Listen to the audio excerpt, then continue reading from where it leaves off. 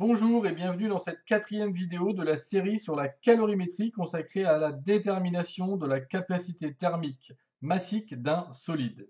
Alors commençons par la méthode expérimentale. Cette méthode, c'est encore une fois la méthode des mélanges que l'on a déjà utilisée pour la détermination de la valeur en eau du calorimètre. Donc elle consiste en quoi?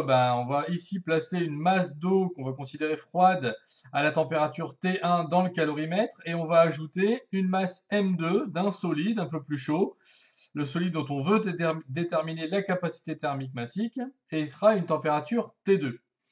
Alors pendant le mélange, le solide qui est intégralement à l'intérieur du liquide va échanger de l'énergie thermique avec l'eau et l'ensemble vase intérieur du calorimètre plus les accessoires, c'est-à-dire agitateur et thermomètre, et ceci jusqu'à atteindre l'équilibre thermique à laquelle on mesurera la température finale. On utilisera le bilan qui ici va s'écrire delta H égale 0 puisqu'il n'y a aucun échange entre le calorimètre et l'extérieur, que ce soit des échanges d'énergie thermique ou par travail.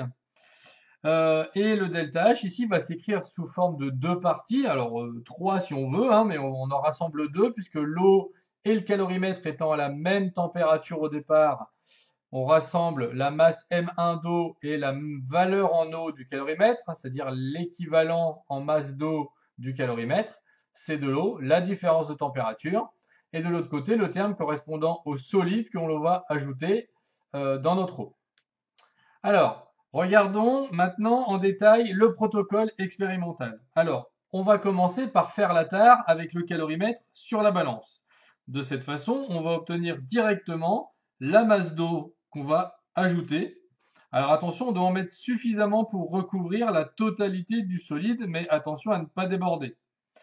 On attend ensuite suffisamment de temps pour que on ait tout à la même température et on note cette température, la température initiale T1, donc calorimètre et eau. On refait à nouveau la tare, donc on remet la balance à 0, pour cette fois mesurer directement la masse M2 de solide qu'on va ajouter. Attention de ne pas faire d'éclaboussure qui diminuerait la masse d'eau en plaçant le solide à l'intérieur. On mesure la masse M2 du solide. On aura évidemment pris soin aussi de noter la température T2 avant l'ajout.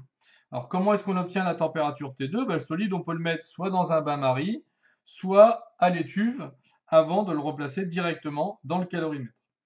Alors, on ajoute le solide et ensuite on va agiter pour essayer de diminuer la durée d'échange thermique. Alors, l'échange, il va être d'autant plus court que le solide va être en petits morceaux. C'est pour ça qu'ici, on l'a représenté en petits morceaux. Si le solide est en un gros morceau, ça va être un peu plus long parce qu'il faut aller jusqu'au cœur du solide. Et plus la durée de l'échange va être grande et plus on aura de pertes par fuite thermique. Alors à la fin, on note la température finale, TF. Alors on passe à l'exploitation des résultats. On va rappeler donc qu'on a mis une masse d'eau froide de 351 grammes à une température de 23,8 degrés, qu'on a ajouté un corps plus chaud solide d'une masse de 322 grammes à une température de 50 degrés. On mesure la température finale qui est de 26,5 degrés. Le bilan s'écrit comme on l'a déjà vu avec un terme qui correspond à l'enthalpie de la masse d'eau froide plus du calorimètre et un terme qui correspond à la variation d'enthalpie pour le solide. On isole le terme contenant ce que l'on cherche, c'est-à-dire la capacité thermique du solide, et on finit par isoler cette fameuse capacité thermique du solide. Voilà la relation obtenue.